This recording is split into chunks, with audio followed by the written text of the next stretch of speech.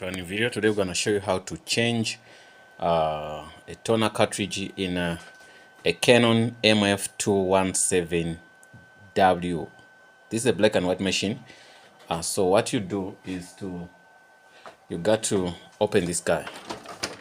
This is just to access the paper. If you want to go up, then you open this one if you want to change the toner. So when you want to change the toner, what's going to happen is you're gonna press, you're gonna do what? You're gonna pull this up, right?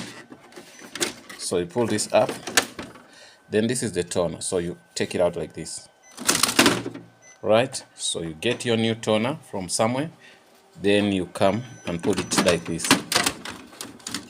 After that, you close here, you close here. There is something also, sometimes it might not want to open like this. What you do, you first open this guy, then you press this and this. Once you press that, it should open. You press that, you can see here, when you press up, it opens up. You can see that's the, okay, that's the way you do that. So also, if you want to put paper, open here, you put your papers here. If you want to make copies. Okay, look at this. What was coming out? Something is peeling off.